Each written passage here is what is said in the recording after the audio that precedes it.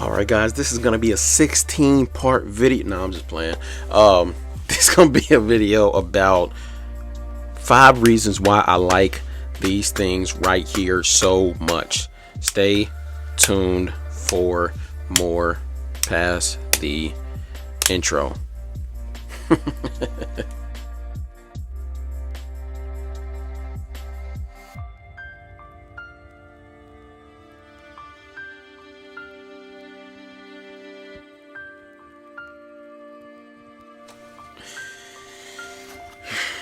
All right, guys, if y'all stay tuned past the intro, reason number one why I like 1911s and 2011s so much is the modularity.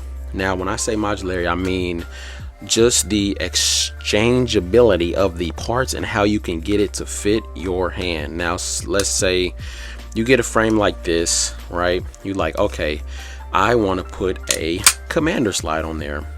You can do that with a little bit of fitting. You can do a comped 6-inch slide, you can do a 7-inch slide, you can do a commander frame, you can have extended shielded safeties, you can put different sights on here, different types of barrel, bushing or bull, both work as long as you change the recoil spring. You can do extended slide releases, you can do short or small slide releases, you can do different size triggers, different pound triggers, you can also do different grips, different mag releases, different mag well, different magazines, different types of beaver tails and hammers. You can do the GI, you can do all that, but that's reason number one.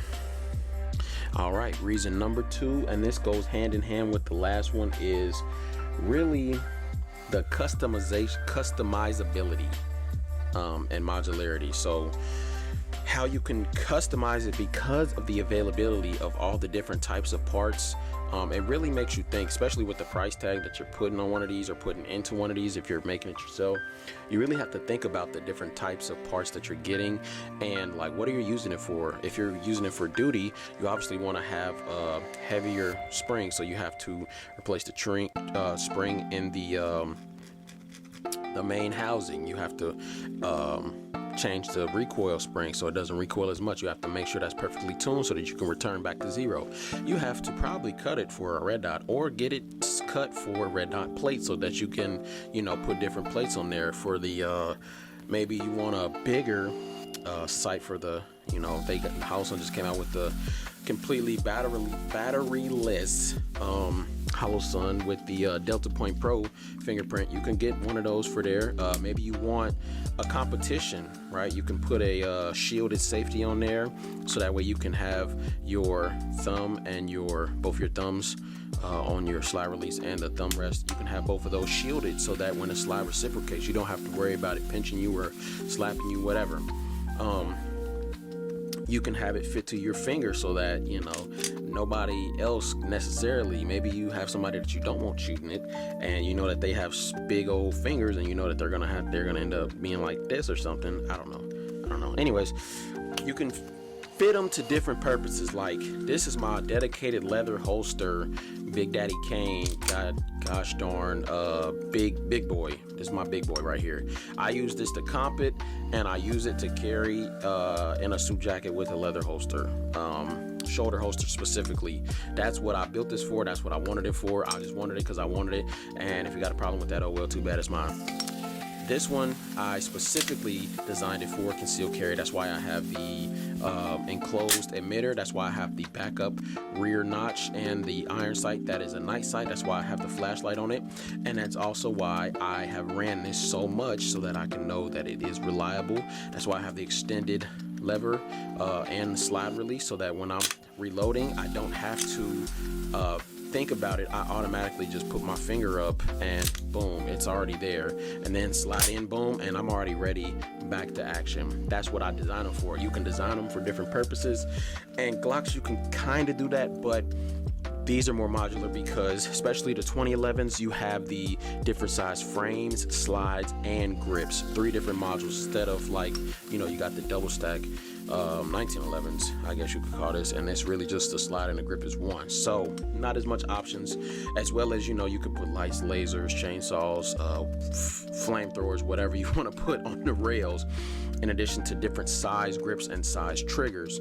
I used to have this DVC grip, and it came about right there, stopped right there, and I had to get a custom thing for it and everything. I thought that was gonna be my concealed carry, but with the Commander size, I think how it sits like this is just really a better fit for my hand like this, and it really, the DVC size doesn't really take off that much. All it really does is takes off your ability to use a mag wheel. And honestly, I don't know, the bobtail really wasn't that big of a deal to me.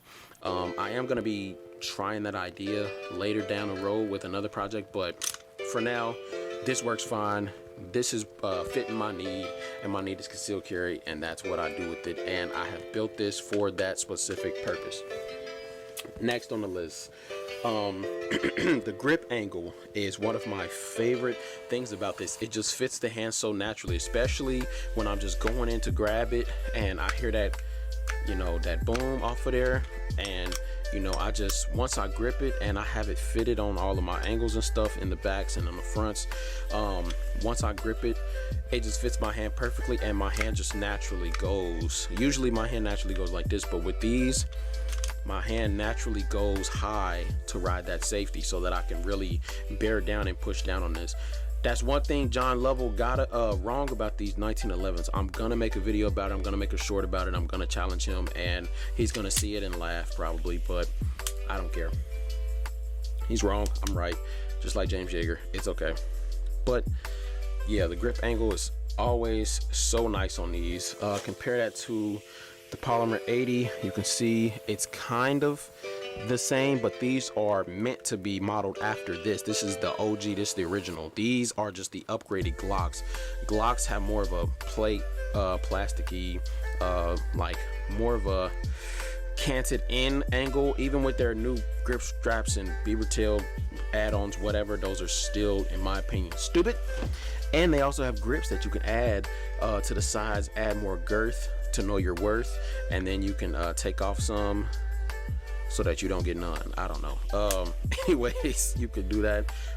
That's why they have different textures and stuff like that. Plus, they have some polymer blanks that you can make them however you want. So, you know, there's always that option if you guys are interested in that. Straighten out my camera a little bit. Boom, boom. So that's reason number 3 is just the grip angle. Reason number 4 is the trigger.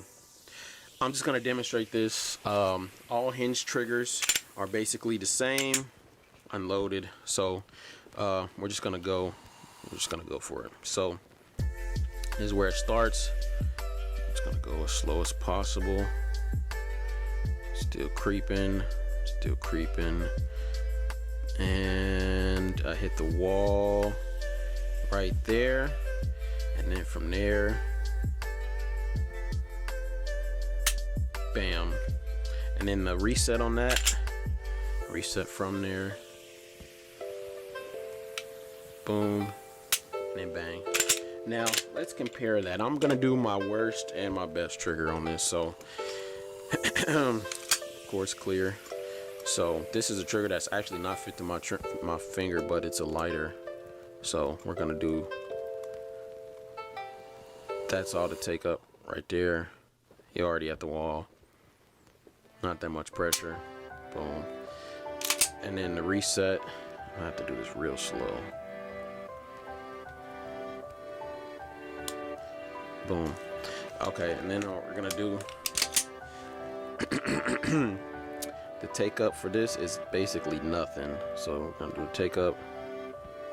Try to do as slow as I can. And we're there. And then the release. Boom. The reset from there. Go slow as I can. And then the release. So it's basically not even a fair comparison to most triggers. These are designed, just the design and how they've evolved over time has just really made these the golden standard in the gun industry for triggers, just anywhere, honestly. Okay. And then the last but not least is the history. I know everybody gonna, you're fun, 2 world wars. Well, it's true. 1911s have won 2 world wars. And if you got a problem with that, then you don't love America. But anyway, guys, we're gonna end the video on that. Make sure y'all like, comment, subscribe if you like this video, and if you made it to the end, comment that you love America, because I love it, you love it, because a well-regulated militia being necessary to the security of a free state, the right of the people like you and me to keep and bear arms shall not be infringed. See you guys.